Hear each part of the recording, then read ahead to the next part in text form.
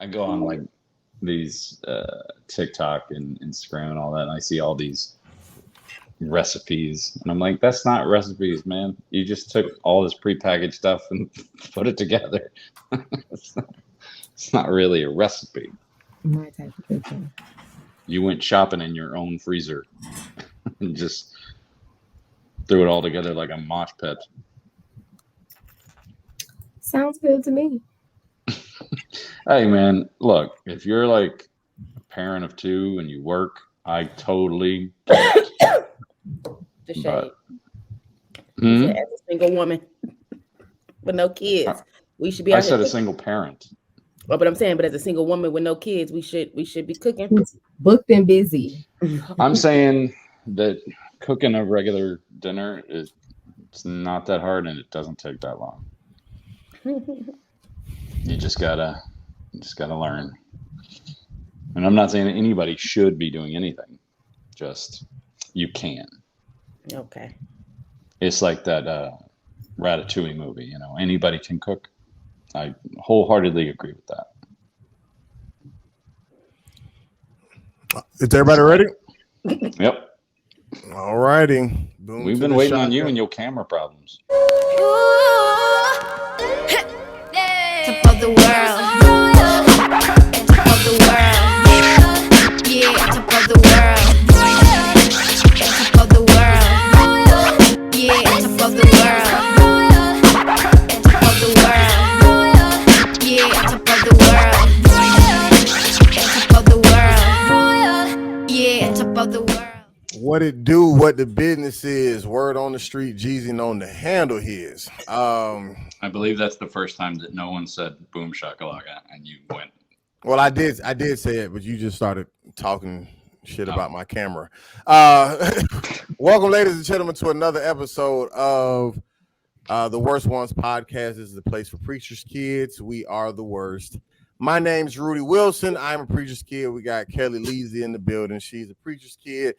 Janessa Rowland in the building. She's a preacher's kid. She doesn't want to be addressed by Jay Rihanna anymore. And Did not say that. I was like, I missed that one. What happened? It's like saying Kelly doesn't want to be princess anymore. And Terry Wayne in the building. He is a PK as well. We are going to save Janessa for last in our How You Doing, since she went to the Devil's concert, so we want to hear. I'm just kidding. We want to hear all about that. So Terry Wayne, let's start with you, because you are the one of the four of us who didn't go to Satan's concert. So first of all, I didn't know I had put on a concert, but no, it was one above you. Oh, bigger devil. Got it. Man, we went to the fair. There's a Tennessee State Fair. Okay. That's about it. And to be honest, I used to love fairs when I was a kid, but as I got older, I'm just like, I don't like this, you know. But I'll say this: when you get out there, there's normally like a bunch of food trucks, and yeah, I'm down for that. You know, that was like the one I was like, I'm here for this part, you know. Food but truck. I like, yeah. But when I was a kid, I used to love all the rides and all that. But now it's just like, I don't feel like getting whipped and jerked around. I feel that. You know what I mean? But like, what was that? Gravitron? You guys ever ride the Gravitron? What does Is it that look the one like? where you're on your back? Yeah, well, where you like lean against the wall and then it just spins in a circle really fast. Oh yeah, I'll throw up. I can't do Right. that like that. Yeah.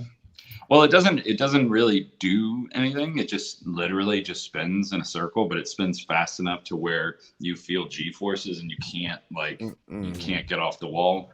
That used to be fun because we used to fight it, and then you can like stand up sideways on the wall if you fight it hard enough. Right. Yeah. Yeah, and then you do like all those moves from Inception. Yeah. Now I definitely throw. I can't even spin around in the office chair too many times without getting sick. Like it's bad. The only one that ever got me with that was I went to Cape Canaveral with a youth trip, and they picked individual people to do individual things. You know, that's where you get the one where you're you're up in the Vitruvian Man thing, and then they spin the rings, and you're inside of it, and all that NASA testing stuff. And they had a chair that spun faster than anything. That's the one they put me in, and they wanted to show like the effect it has on the body. So they would have you they would drop a ruler and see how quick you could grab it. And then they'd spin you in the chair and do the same thing. And it's like a foot difference of that one almost got me because it went so fast that when it stopped, my eyes kept moving like I was in a cartoon. Yeah. That's why I can't do that like that. I'd be sick as a dog. Like I stopped because it stops pretty abruptly, and they stopped me, and my eyes were just going like this, just darting back and forth. Even the little ride with the swings that spin in a circle at the little ride, the carnival, whatever. I'm sick. You hear me? You mean the kiddie ride? Whatever. When they put the kids in. I don't even like the merry-go-round. And the little ship that goes back and forth. Yeah. That one don't make me sick. I can ride it, but anything that go in a circle, I can ride even like roller coasters. It's not about the height or the speed or whatever. But if you go in the circle too much, I'm barfing everywhere. I can't do no rides. I can do a funnel cake, and that's about it. That's what I was like. I was like, no, I'm here for those smash burgers over there. Like, some Dippin' Dots, the foot Minute long. Maid lemonade. The foot long corn dogs. Yeah, I'm down for that. Gotcha. All right. Carnival games. Yeah, that one was always a big deal for me. No doubt. Yeah. Well, Kellie Lee, darts, balloons, and whatnot. Kellie Lee, tell us about your experience. You were the first one to go to the Devil's concert. we know there's you weren't here. That was what last episode we talked about. I was recovering. The what's the name? But I think that was when she was recovering. I told you. I had family in town. So I said you had family in town. I did. So I did have family in town. Well, it is but true. That ain't the reason. See, I told y'all. I told y'all. I was like, she's recovering today. So I did go Friday night. In secret, we recorded that Saturday.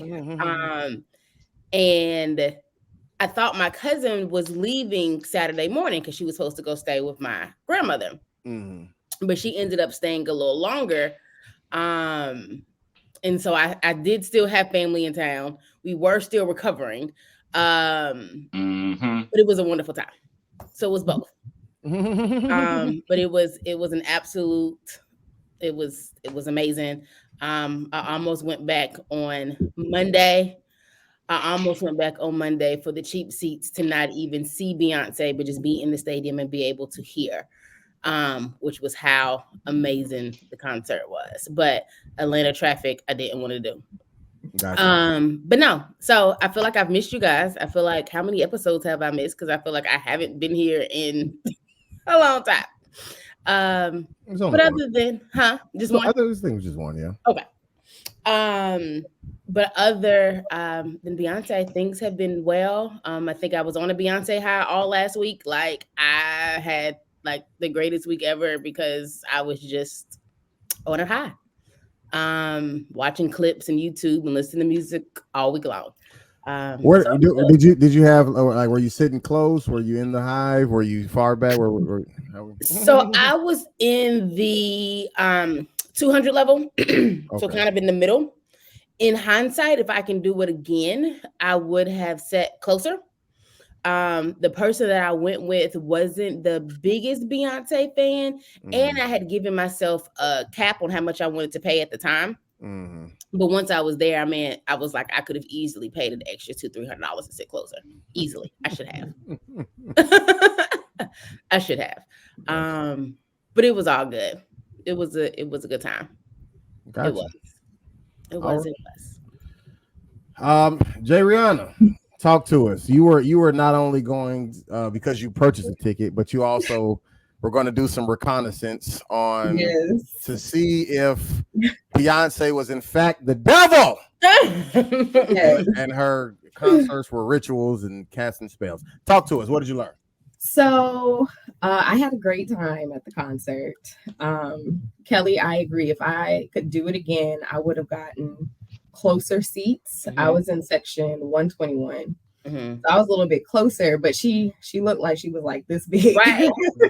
Right. I think what I was really shocked by was the fact that she was this big, and her voice though was just like echoing throughout the Mercedes-Benz, which is not a small, arena. And she sounds to me better than the records. Like, some people can sing, but Beyonce is a professional performer. Absolutely. Every run that you thought you heard on the album, then she throw in some more extra stuff. Like, I was thoroughly blown away by just the production, the visuals, the vocal ability, the dancing. My feet were hurting so bad before the concert even started. So I took my little shoes off. And like the next day when Kellie says you're recovering, I took off work, but I didn't know I was going to need to recover like that. I mean, I could not get out the bed. I had to soak my feet in Epsom salt. Like, sis was tired. You went Saturday night or Monday night? I went Monday. Okay. Yeah, I went Monday. It was just, I didn't know what to expect because this is my first Beyonce concert, and I see why people are really excited and all the hype and everything. In terms of is she the devil and is it a ritual? I didn't really get that from Not at her. I will say there was like a couple of imagery that I was just like, I don't know. It was like a red horse and it was on fire. I was like, okay, girl. Yeah, I just said, oh, okay. But it wasn't like an immediate, oh, I need to leave. This is just demonic. Like, I didn't get any of that from her. She did perform Church Girl, but that was actually, I was sitting down before that because my feet was hurting. So I was not up and jamming the Church Girl, but she did perform it. Would I go again? I probably would go again. I just really didn't get that vibe being in the concert. Now that doesn't mean, like we've talked about before, I mean, I don't know what all the words the songs mean. I don't know what all the metaphors and the wordplay is. So I mean, we could all be wrong. I don't know. Right. But from what I just saw and just kind of being in the atmosphere, I did not get that vibe. Gotcha. That it was a demonic situation. Gotcha. Yeah. How long is she on stage, by the way? Like, is she like, it's like a 2-hour performance or what is it like? Plus, it's two, like it's more than 2 close hours. to 3. And how long is the opening acts and all that before she even gets on stage? She is the opening act. Oh, it's just her. Oh, Well, that's good. That's good. Number one. Because the deal, I wouldn't want to have to see an hour of other people and then, 3 hours of even my. Okay, so that's good. She just comes on and that's okay. That's what's up. All right, well, cool. Well, I'm glad you guys came back. Were able to keep your salvation after the Beyonce's concert not was over. about the devil. She's about the Illuminati. I think we all know that. Okay, whatever. Tomato. All right, well, cool. Well, speaking of, well, gee, no, I'm here. Oh, I thought you had blacked out. Okay. Well, our topic for today, we're talking about this big symbolism energy. You know what I'm saying? In the church, in the Bible, whatever the case may be. I mean, I believe the question that our producer was posing for this topic was, I guess, even just symbols that you maybe even know of, or even symbols that you maybe even believe in. And I guess, is symbolism even right, wrong? I don't know. I'm trying to think. I know there's definitely like symbolic things, even like the praying hands. Like, I don't even know whose hands they caught that from and decided that was it. But you know what I'm saying? Like, who said that this was how we pray? You feel what I'm saying? But it's definitely a thing. But I don't know. I don't really know if it's I guess wrong or sinful, or It depends on what you're doing, because I believe it can be innocent, but it is also historically proven to be enormously powerful. You know, symbolism can change literally history in the world, you know. Like everybody has a picture in their head of what Jesus looks like, but that was painted in the Renaissance, you know, literally more than 1,000 years after God was, Jesus was alive. But I think the chances that he looked like that are pretty minute considering the part of the world that he was living in and the time. But you know what's so crazy about that? Like, there's so much power in the way that he looks in people's heads that really determine whether they believe in Christ or not. And my personal opinion is, I think it's more about the actual believing of the story of Jesus. You know, that he was born of a virgin, you know, died, was crucified, you know, God raised from the dead, as opposed to actually what he looks like. But there's people who I know who refuse to even believe the story because they feel like, man, no white man gonna do that. You know what I'm saying? There ain't no blonde hair, blue eyed man. Yeah, no. That's not what I mean. I mean, because some Renaissance painters depicted Christ in a certain way, and those paintings lasted to now. It's not. It could have completely changed it. You know. I'm saying it's perception of it. But that's what I'm saying.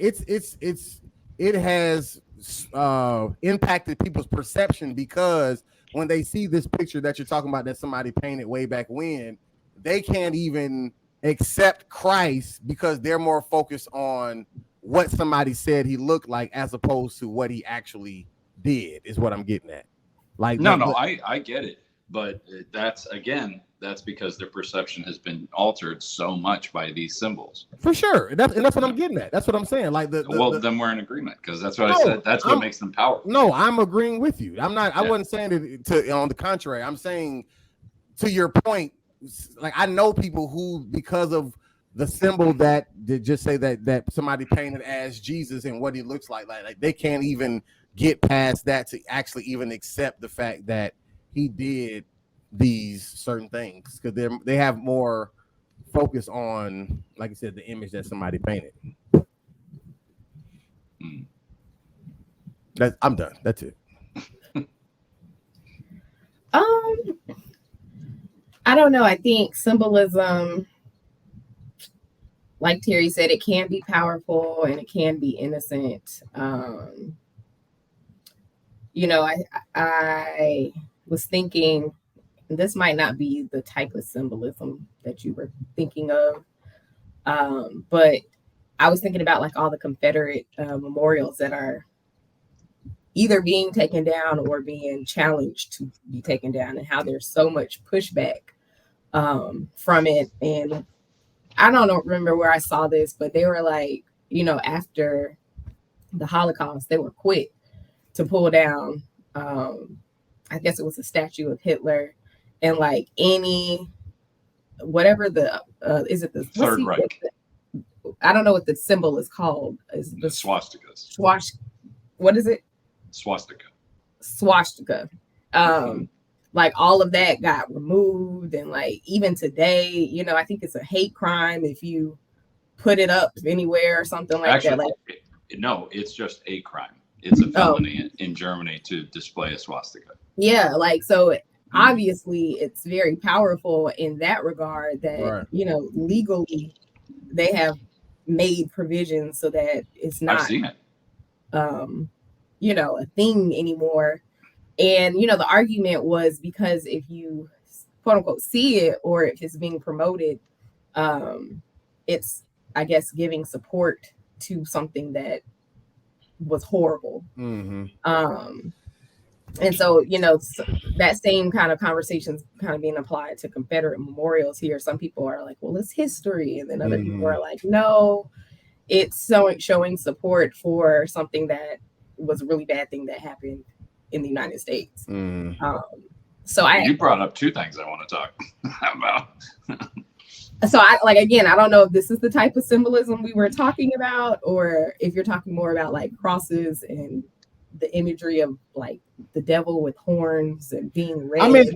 I think it's all relative. And I was about to say, I think they go hand in hand. And I'm gonna let you go, Terry. But I think even to that, what you just said, Janessa, about even the devil with the horns, like as we know, I mean, the devil just say can look completely different than that. Can look very appealing. Can look like, the woman in the body contrast that Kellie would always be teasing me about that I saw, what I'm saying, many years ago. Like, and that lady's probably not the devil, but the point I'm getting is like, it can even be that, but the imagery is, or the symbolism is, even we talked about this before, people believing that Adam and Eve actually ate an apple, as opposed to the Bible just saying fruit, but somebody created that, that imagery and it had an effect. And I think it can be innocent, but even to the point of the swastikas, there is some imagery that represented something so bad, where it's like, no, we need to even have a law where this just can't even exist, because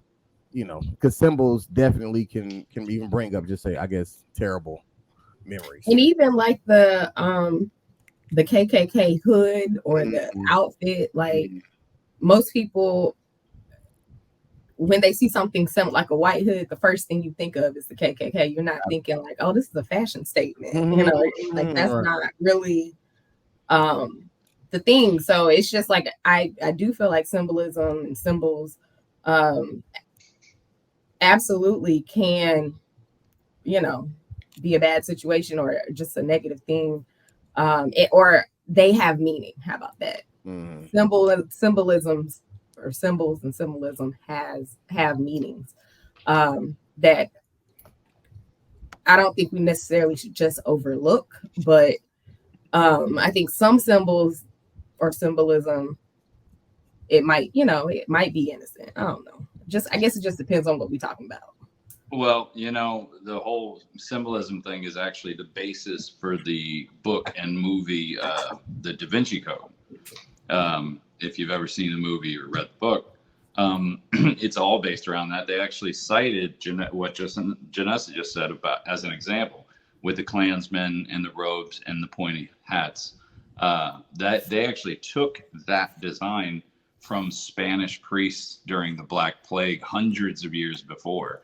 That's the exact thing that they used to wear. Spanish priests of the church. That's the exact thing they used to wear. And it was considered, sanctimonious to wear those. And then what was the Germany thing? Because my ex-wife is German. I don't know if we've talked about it before. So I spent 6 months over there, and you can actually drive around through different city gates. You can see still where they pulled down iron crosses and they pulled down iron eagles and they pulled down swastikas. There's still remnants there of where they did all that. And that goes to the power of symbolism as well, because I don't think it was necessarily like a run from it thing. I think it was more like okay, let's move forward. And if we allow these symbols to still be out there, it's just going to keep this cloud over the head of this whole country. Did you know that after the war, like Germans weren't even allowed to wave a German flag? Like not a swastika, not Hitler stuff, not the Third Reich, just the actual German flag. Right. Like, because you know how big soccer is over there. You would go, like, you can go watch videos of soccer games from like the 80s and the 90s. And it would be like Spain over here, and they got all their Spanish flags and they're all waving their stuff. And then you go to the Germany side and just nothing. Right. Because it was literally like illegal to do that. Right. That's how important symbolism can be, to where you take it to that level. Like, we'll put you in jail. Right. And then to the other point she made about Confederate statues, that's Confederate monuments is the latest battle for taking certain symbols down. And I've heard the argument, oh, it's history. Okay, that's not how we record history. We don't record history with monuments. And, Janessa and Kellie, you should know this. You live 25 minutes away from the largest Confederate monument in the country, you know, in Stone Mountain. But that's not how we record history. We record history with books and libraries and museums. That's not, monuments is how we glorify things. Mm-hmm. That's the difference. That's and the it's difference interesting you between say that though, monument. because in some states, the good state of Florida, they are trying to remove history from history books, which is yes, I whole am other very well situation. aware. We've tackled this several times on my other podcasts, because that one's still based in Florida, even though I'm here. So we still fighting that fight in Florida. Yeah, that's a whole other conversation for. But you know why? Subconsciously, that this kind of makes the point. When people don't want them taken down, that's a subconscious statement of saying, no, we know how powerful this symbol is, and that's why we want it to stay. Because who honestly gives a crap? I mean, who's been walking through the park and been like, oh, well, let me take a second here and read up on Andrew Jackson, you know, Stonewall Douglas. No, nobody does that. But we know it's ingrained in us. Like I said, it's very subconscious, but we know if we take that down, we're taking away the glory from that situation, from that person. So when I thought about symbolism in the Bible, I was going to switch a little bit, my thoughts. And when she wrote practices and whether they were in the Bible or man-made, or what parts have we taken from the Bible, or what parts in the church have we kind of incorporated our own personal practices. I thought about things like baptism or communion or marriages. And, you know, so two people coming together, the rings, and what that symbolizes to Christ, what it symbolizes to society. You know, take this bread and drink, take this water, it symbolizes my blood, it symbolizes my body. So I thought about those things, baptism in terms of immersion into the water when you come out renewed and purified. So those were some of the symbolic practices that I thought about when I saw the topic. You all may know more than me just in terms of like, well, I know in the Bible in terms of communion, like what it says about communion, but in some of those other spaces where we've made it our own, or churches may have made things their own. They may have taken the foundation of the practice of baptism from the Bible, or marriage or weddings or whatever from the Bible, but then we've kind of, again, made it our own. So that was kind of some of the things that I had thought about when I talked about, I mean, when she put just kind of symbolic practices. So those are my thoughts. Hey y'all, sorry to interrupt, but we have a few church announcements. Follow us on Instagram at TheWorstOnesPK. New content coming soon. We also have a TikTok at TheWorstOnesPK. No content yet, but continue to check us out. If you want to, when you listen to our podcast, you can find us on YouTube, Apple Podcasts, Spotify, Google Podcasts, wherever you find your podcast. Just make sure you type in The Worst Ones Podcast and you'll find us. And when you get there, make sure you like, you comment, you subscribe, and you share. Thank you to our 500,422 followers. We love you so much. Now, back to the show. You definitely have a point when it comes down to the whole communion thing. I mean, because for one, I've even thought about this recently, and I don't even know if you realized that you had said it differently than most just now, Kelly. But most of the time when people are addressing what you eat and drink for communion, they're saying the bread and the wine, or even just saying our case now. A lot of times, especially if you got the pre-package, is going to be the cracker and the juice. But you said you called it water. Oh, I may have been wrong. No. I'm not saying you're wrong at all. But to that point, I've read just say the passage in the Bible where it's talking about them, eating the bread, but then it just says take this drink. Like it never specified what it was. But even with that, like we've created the symbol of let's get the red juice because that looked like blood. You know what I'm saying? Or whatever. You know what I'm saying? Like no, because it was wine in the Bible. I don't know what version you're reading, but it's wine. I'm reading the King James version. I'm telling you, it just says take this drink. It never says take this wine. It never did. And I'm not saying it wasn't wine. Well, I'm sorry King James thought otherwise, but it was wine. I'm not saying it was bread and wine. Sure, Terry, and there's also a second act, but if you take the drink, the whole point is that we've made this, even if it was wine, doesn't say it have to be red.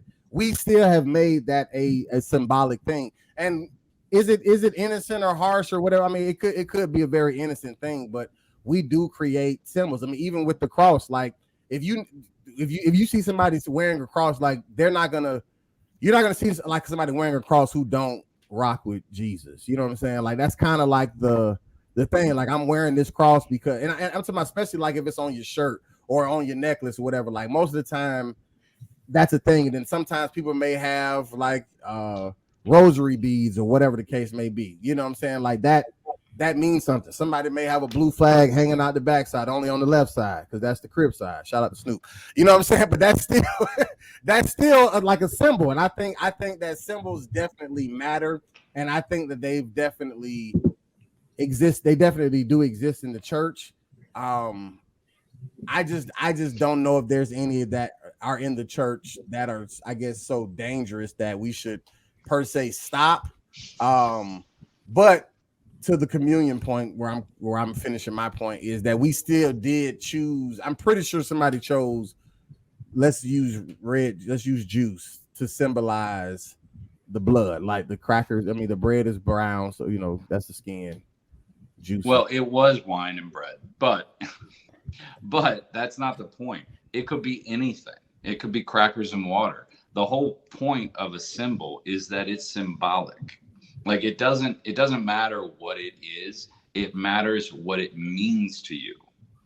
That's it. Or it would just be the thing otherwise. You know what I mean? It wouldn't be a symbol at all. It would lose all symbolism if it had to be wine or if it had to be grape juice. But that's what I'm saying. I think it has all the symbolism because of that, though. Bless you. Because people ain't gonna use water. They're gonna feel like it need to be red because that's the blood. I'm telling you, I'm not here to argue against the fact that people are dumb. But I'm saying it's dumb. I just think a symbol is a symbol. A symbol is a symbol. The tea in my cup could be the blood of Christ. If I pray that and believe it, it could be. Right. The point is to do it. Kelly's dad anointed with the blood of Christ. Kelly's dad anointed with the chapstick. I get it. Absolutely. I'm not saying that you're incorrect. What I'm saying is that people have made the red juice the symbol as opposed to the drink itself, is what I'm getting at. Oh, and I don't know, some people know any different. Right. When my dad used to anoint people, because he used to anoint people with oil when we were Pentecostal, right? And when he would anoint people with oil, it was a big deal that when they went and bought it, that it had to be olive oil and it had to be extra virgin olive oil. Right, absolutely. And as I grew up, that always blew my mind of the specifics, what do they call it? Specifications of faith. Like, it doesn't mean anything if it's not extra virgin olive oil, not this other olive oil that's a slut. It's got to be this extra virgin olive oil, or it doesn't mean anything. I'm like, it doesn't mean anything at all anyway. The whole point is that it means something to you, to the person receiving it. Right. Do you know what I mean? So when you take communion, you're receiving it. If you look down and you see a cracker and some grape juice, then that's all it is. But if you look down and you see the body and blood of Christ, then that's what it is. Symbols by their very nature have to have some faith in it. Right. But I think people get the symbolism mixed up, because even to what Kelly just said, I don't think people know any different. Like the symbol in your mind is you just automatically associating that it has to be this and it has to be that, as opposed to it can be like I said, going back to her dad with the chapstick. Like he didn't have the extra virgin olive oil on deck. You feel what I'm saying? What he had was chapstick, and he was like, I believe in the power of God and of anointing, and I'm going to use this because this is what I got now. That's the point. All you need is the belief. No, and I'm not disagreeing with that. What I'm saying is, but her dad isn't tied to the symbolism of the extra virgin olive oil. Right. But there is something symbolic about anointing something, which he attached himself to the correct anointing. And I'm saying with communion specifically, I think there are way more Christians and church folk who are attached to what communion looks like, because this is supposed to be the body and the blood, as opposed to the just say the bread and the drink. Because if we showed up to first Sunday, you doing communion, and you had a pretzel stick and a ginger ale, everybody be looking like, what is this? This ain't communion. You know what I'm saying? Where's the juice and the crackers? But that's because they're attached to the wrong part of the symbolic part, is what I'm getting. Well, that's what my point was. I'm agreeing with Kellie's dad and the chapstick. I'm saying it doesn't matter, but I'm also saying that that's the downside of symbolism, is that sometimes over time, people, and usually stubborn people, usually people that you might see storming the Capitol or something, they get way too attached to whatever that version of the symbolism is. And then it just doesn't mean anything if it's anything different. You know what I mean? Like those, what do they call them? The things they use in Catholic Church to do the communion, the little wafers that the priest gives you, they make those special. It's a whole industry just to make those particular things. And they're nothing but little light crackers. That's all they are. But that's a whole industry to make those things, because they can't use saltines, because then it wouldn't be the same. That's when getting locked into that symbolism is actually detrimental, not only to your church, but to your faith, because it stops becoming about the message and it starts becoming about this thing, this ritual that we do. And that ritualisticness can take away from a person's actual faith, in my opinion. And I agree with that. I think for me, it's the ability to, I guess, pivot, kind of like my father. When you talk about oil, to reverence how it was done in the Bible, the extra virgin olive oil may be the preferred method, but it doesn't stop what happens, and so in that Catholic Church, whatever reason they have this whole industry that makes the cracker or the bread in this way, maybe their way of reverence. Thank you. The Bible, or the way it's supposed to be done. But when that is unavailable, does it stop the entire process? Then can we not have communion today, and we have communion every first and third Sunday or whatever, because we're out of this type of bread or type of cracker? Right. And have you trained your church and your congregations and your members in order to pivot, that they don't see it and then in the uproar, because I'm sure that there's some people who disagree with my father using chapstick. Absolutely. Right. There's no Eucharist. That's what it's called. It's called a Eucharist. Sorry, go ahead. There's no way that's appropriate. There was no anointing shed. There was nothing. I had a phenomenal year in high school. Had a great time, no concerns, and I believe it's because my father anointed them lockers with chapstick, and I'm sure Risa would say the same thing. Right. So again, I'm with you, Terry, and it's what it means and what it represents to you. And we talked about this when we first talked about the chapstick a few weeks ago, that we assign meaning to things. And I agree, when we are so stuck in it has to look this way. And again, I understand respecting where it comes from, but when we get so stuck in there, I do think that can be the detriment to people. Right, because if it's not about the meaning for you, then you've lost the whole plot, in my opinion. You've completely lost the plot. And I do think that's part of it. I do think maybe at one point in time, certain things may have had one type of meaning, and over time they have changed. And sometimes people get so attached to what the actual symbol is, it's a disconnect between the symbol. You lose the forest for the trees. For the meaning. I was trying to do some quick research. Y'all may know more about this, but I was thinking about how I don't know if you've heard that 666 is the devil's number. And I was trying to figure out where that was in the Bible. And in my very quick research, I didn't see specifically where it said 666 is the number of the beast or whatever. But what I did see was a lot of theories and interpretations of codes and whatnot. But a lot of people, even in church, feel that like the number 666 is just a bad sign, it's a bad omen. They're not gonna play that on the lottery. If you was born on June 6, 1966, something bad's gonna happen to you. Like, I don't know. I think sometimes we attach ourselves and we don't even know the real reasoning behind it. Now, that could 666 might be the devil's number, and I just haven't done the research on it. But I was just thinking about that. Even like 777, with 7 being God's number, that's the number of completion. And but like I can understand that, and I think that is in the Bible. But like some of these, I guess call them angelic numbers. When you see 888, it means this. When you see 222, it means this. You look at your phone and you constantly seeing 21, it means this. 1111. 1111, yeah. That's like so stupid. We made up all those. And it's crazy you brought it up, Janessa, because my dad literally was just talking about this today. As far as like, he asked us like, have people ever brought up to you like angel numbers or whatever?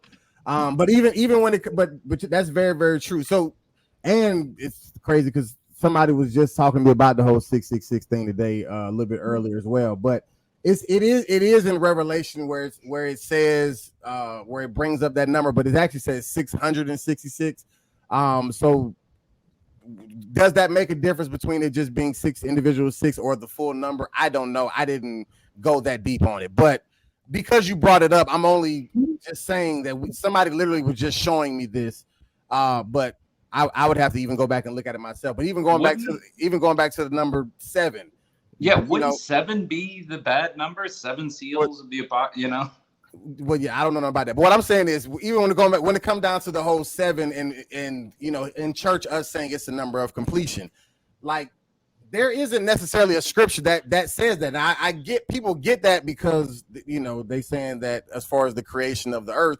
But even with that, God created it in 6 days and rested on the 7th. You know what I'm saying? So he was technically done in 6, so even then I've also even heard people say that 3 was a number of completion, so when it comes down to these whole numbers, me personally, I do not know. But the point that I'm getting at is when you were bringing them up, Janessa, is that these different numbers have become just symbolic in a lot of different ways, and people stand firm on them, whether they call them an angel number, whether it's just a number that you were told throughout your church life that this is, what this number means. But that numbers for sure are very, very symbolic when it comes down to people and their views. I can't believe until you just said it. I've read the Bible cover to cover multiple times. I've talked about this for 30 something years. And I've never realized the correlation between the number 7. God created the earth in 7 days, and the earth will be destroyed with 7 seals. In Revelations is where the 7 seals are. Each seal that's broken is another plague on the earth. The pestilence, war, moon turning blood red, and so on and so forth. But I've never made that connection. Never, not once, until Rudy of all people. I'm gonna disconnect. I'm gonna disconnect you just a little bit, because the point I was getting at with the 7 days for the creation, I was saying that it actually was 6 days, and he rested on the 7th day. So I get it. Saying, so I don't know if that messes up the whole seals. It doesn't, because if the 7th day wasn't important, he wouldn't have mentioned it. Well, that's not that it's not important. It just wasn't the completion day, is what I'm getting at. No, I get it, but maybe God resting was the end of the job, so to speak. Sure. I mean, that's cool. Yeah.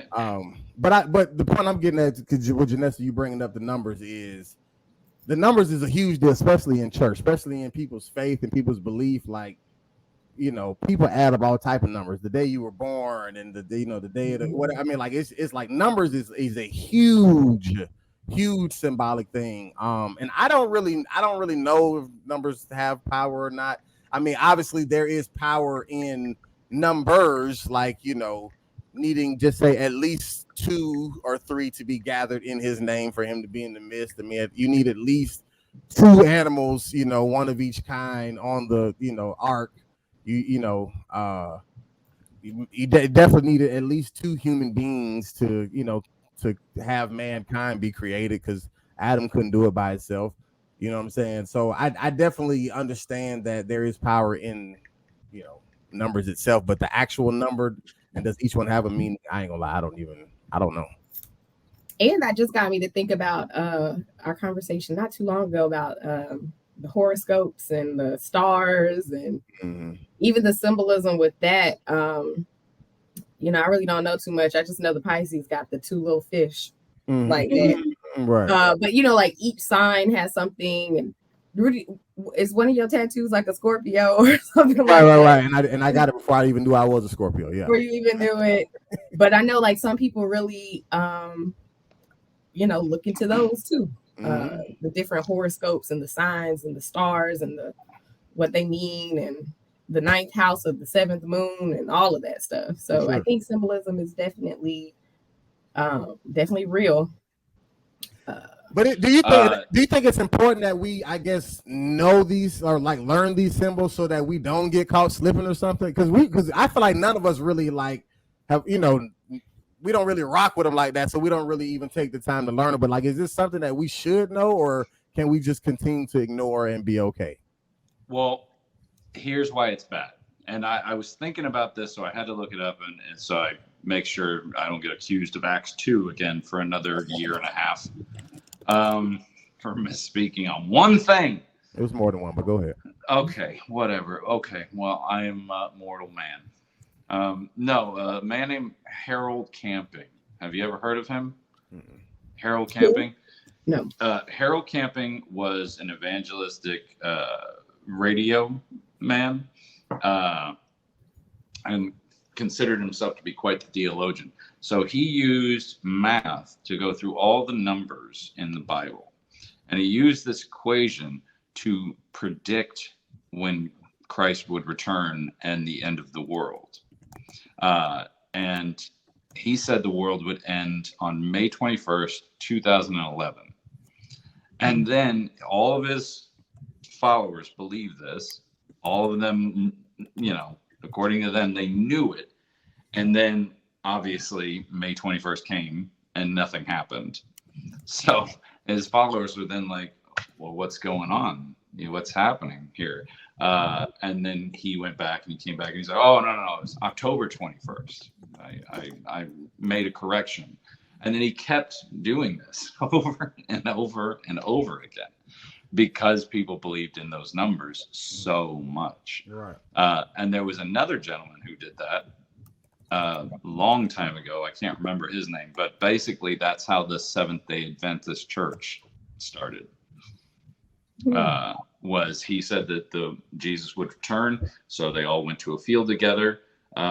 He didn't return, so then the guy said, well, it must have been next year. So next year they went back to the field to wait for Jesus, and only this time even more people followed him, and then more people followed him the year after that and the year after that, and that's how that church started, which is do Seventh-day Adventists not use the Bible in their...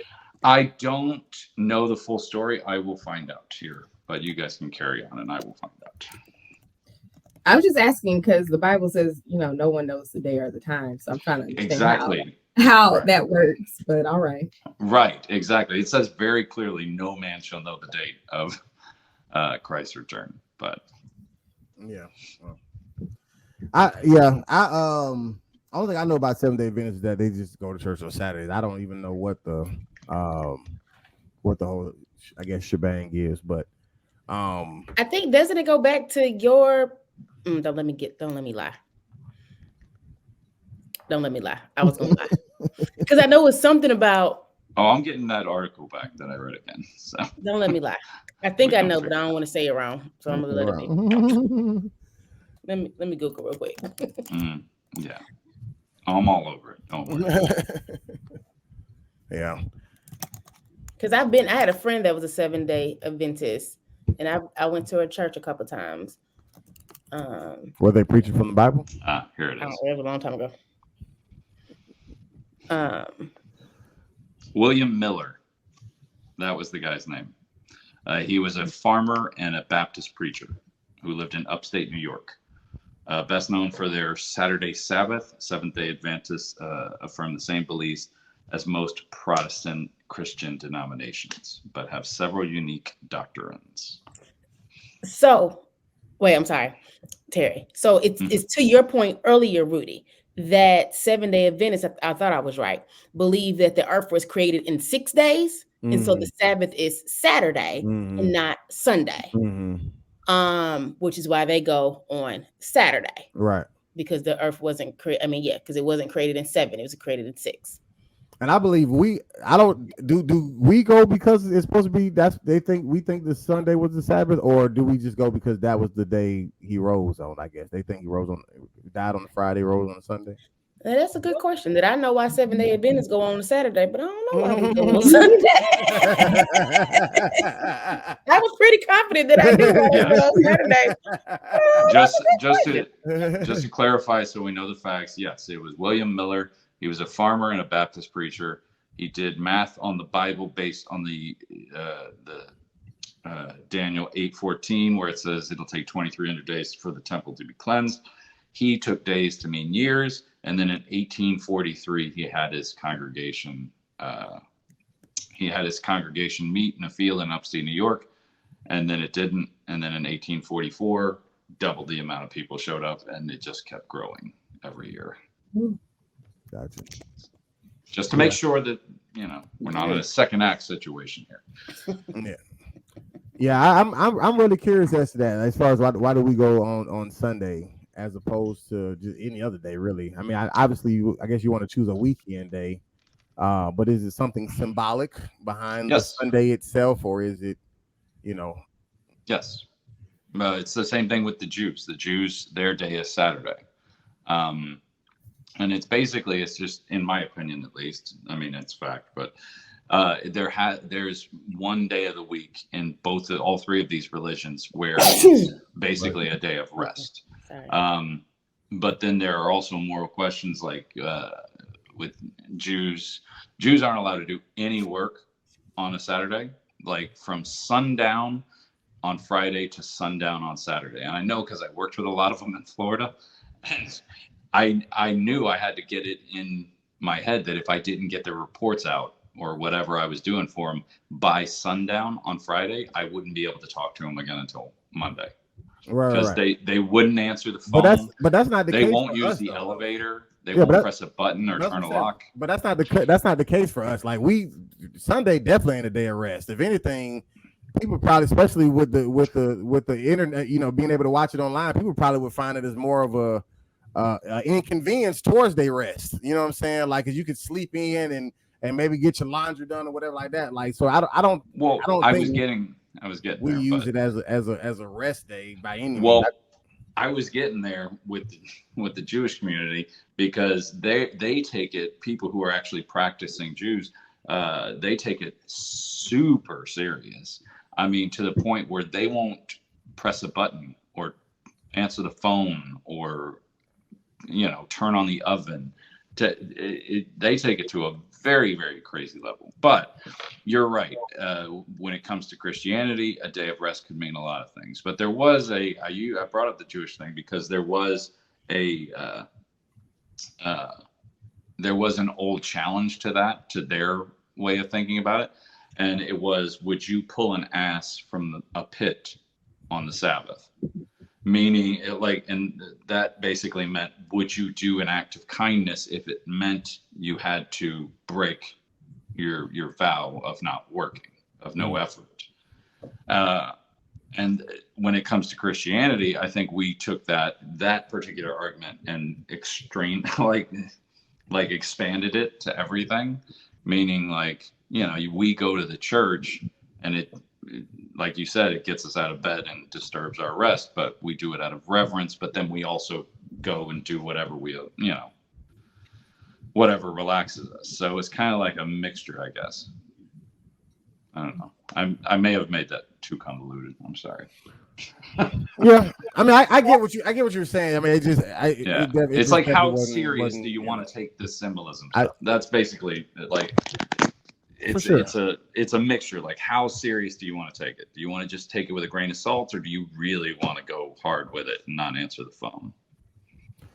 Right. But that's what I'm saying. I don't even think the rest part was even an option for us to even just say that's the other part of symbolism. I just think that there is some symbolism, whether it's because we look at it as a Sabbath, or we look at it as the day that Jesus rose.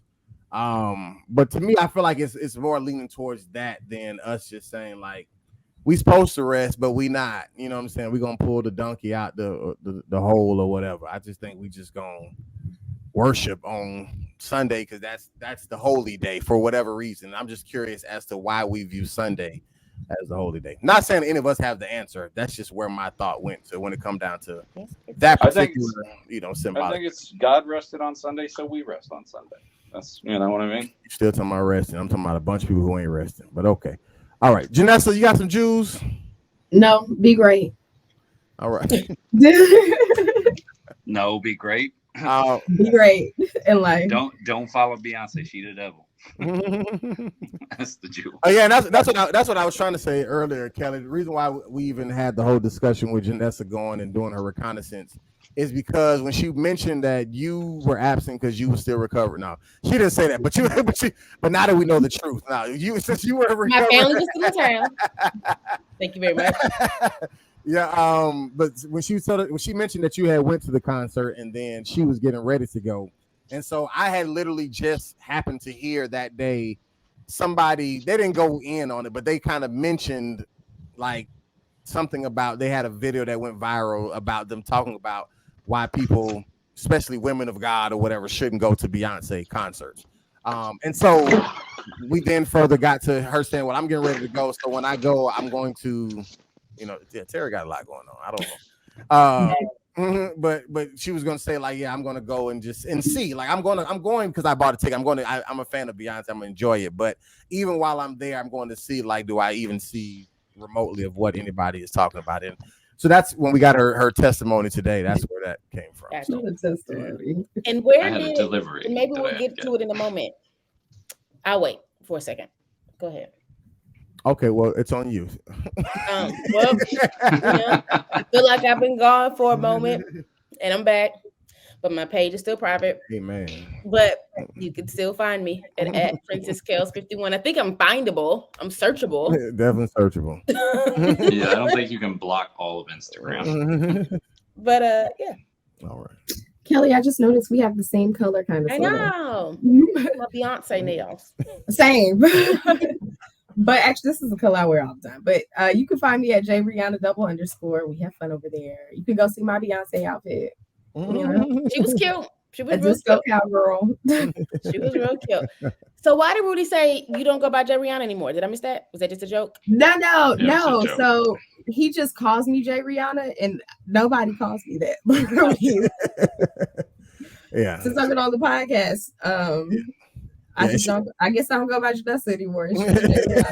Oh, gotcha. And even when I had texted her about it, I called her Rihanna in the text, so she just pointed it out. So I was like, well, apparently you don't go by that. So gotcha. Okay, understood. Yeah, no issue. Terry Weezy. It's Terry Wayne Comedy on all social media platforms. You can also buy my novel that's on Amazon. It is Unclaimed Ashes. Hey man, Kelly, you cracked it open yet? I did what now? Unclaimed Ashes. Have you cracked it open? Oh yeah. Okay, gotcha. Yeah, I did a while back. Remember when I was gonna leave and I said I had to I had to read a little bit first. That was the last time you read. Wait for another moment. You're gonna quit. Let that be the next time you. I promised I said I was gonna get through a third of it before I left. So Lord have mercy. All right. Thank you guys as always for watching and listening to us. As again, I've been saying the last couple of weeks, please support the audio side of this podcast because that's where the money be at. You feel me? But we appreciate your support nonetheless. Hi, Mom. Hi, Risa. Until next week. I'm just kidding. We have more followers now. Don't do that. More people listen. Thank you for your continued support, though, Risa and Miss Larnell. We're listening. Hey, wait. Did he say that's where the money's at? What money? Y'all getting paid for this? Right. That's what we're trying. All right. It's coming. Top of the world. Top of the world. Yeah, top of the world. Top of the world. Yeah, top of the world. Top of the world. Yeah, top of the world.